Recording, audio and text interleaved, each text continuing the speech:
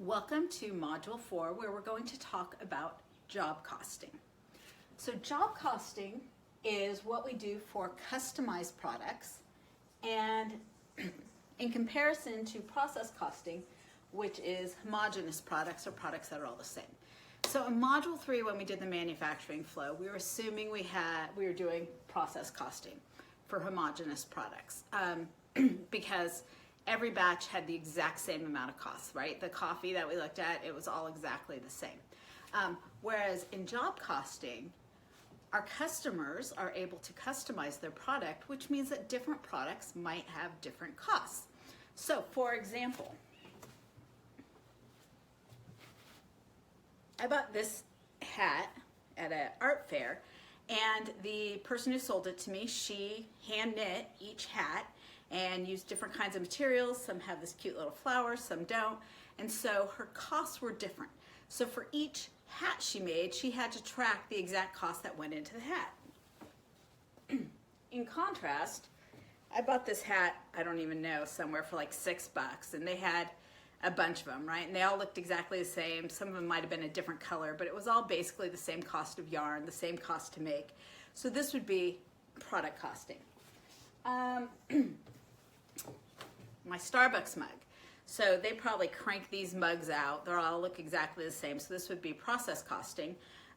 But when I go in and order a Starbucks coffee, then that becomes a job costing process, because I go in and I order my coffee. If it's afternoon, then I have to order decaf because otherwise it keeps me up. And I want coconut milk instead of cow's milk. And I've got also, maybe I want a different amount of pumps of syrup. So that becomes a job cost. Little chomps, beef sticks, that's process costing, right? They run them through. They can make gazillion of these. They're all exactly the same. Everyone I eat tastes exactly the same, unless I've left it in my car too long. And that's a whole nother story. Toilet paper, process costing. They run a bunch of them through. They're all exactly the same. Every roll, exactly the same. I'm gonna flip this around. Ooh, I don't know if I can do that while I'm filming. Okay, I'll have to do that separately. But what I was gonna show you is I have a porch swing on my porch. That the guy who made it, he makes it out of reclaimed wood from old fruit sheds around here in Placer County, okay? It's what we call bespoke. If something is bespoke, that means it's handmade, and I think it means it's handmade, and that is usually job costing, right? So he has to track how much did he pay for the wood, how much of it did he use, if I wanted some different features, maybe I wanted it bigger, maybe I wanted it smaller, maybe I wanted it so small that no one can share it with me. That would have different costs.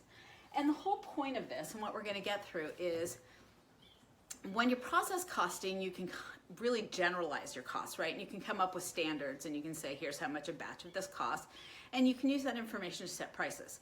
When you're doing customized jobs, you need to track the cost of each job because your product costs will be different. And you can't go pricing, if the lady who made this doesn't know how much it cost her to make the hat, then she doesn't know how to price it. She doesn't know how much of a margin she wants to make, how much of a markup. So what we're going to be doing is we're going to be looking at customized jobs.